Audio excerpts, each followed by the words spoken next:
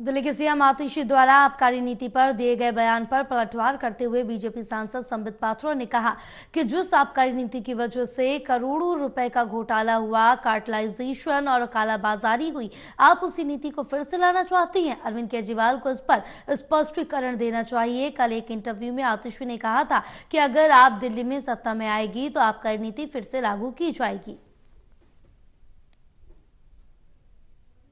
एक साक्षात्कार में, एक इंटरव्यू में दिल्ली की मुख्यमंत्री आतिशी मार्लेना जी ने कहा है कि जो नई शराब नीति थी, जिसके कारण अरविंद केजरीवाल जेल में गए, जिसके कारण राज्य के राजस्व को नुकसान हुआ, जिसके कारण काला धंधा जो था वो उजागर हुआ आम आदमी पार्टी का, उसी आबकारी नीति को पुनः लागू करेंगे अगर आम आदमी पार्टी सरकार में आती है। वैसे तो वो सरकार में नहीं आ रहे हैं, मगर आप सोचिए जरा उनकी सोच किस प्रकार की है आम आदमी पार्टी की। जो नई आबकारी नीति थी, न्यू एक्साइज पॉलिसी, वो कैबिनेट के मंजूरी के बगैर पारित की गई थी। गवर्नर अर्थात एलजी जो होते हैं दिल्ली के, उनके नॉड के बगैर, उनके स्वीकार्यता के बगैर पारित की गई थी और उसके बाद आनन फानन में उसे वापस लेना पड़ा था क्योंकि सीबीआई ने उस पर जांच आरंभ किया था और ये आम आदमी पार्टी भली भांति जानती है। इस नीति के कारण, जो नई शराब नीति के कारण राजस्व में हजारों करोड़ के नुकसान हुए थे, उसके कारण कार्टेलाइजेशन हुआ था। ये जो शराब कंपनीज होती हैं उनका कार्टेलाइजेशन हुआ था, मोनोपोलाइजेशन, कुछ कंपनियों को ही लाइसेंस दिया गया था।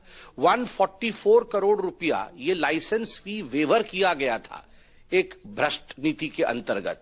और इसी शराब नीति के अंतर्गत पूरे दिल्ली को बार में बदलने का षड्यंत्र और कूचक्र रचा गया था कि पूरी दिल्ली किस प्रकार से बार में बदल जाए और हर घर के बाहर एक ठेका खोला जाए। पहली नीति विश्व में ऐसी थी कि शराब की बोतलें तो ज्यादा बिकी मगर नुकसान उतना ही ज्यादा हुआ है। ये समझ में नहीं आता है कि बीच का पैसा गया कहाँ।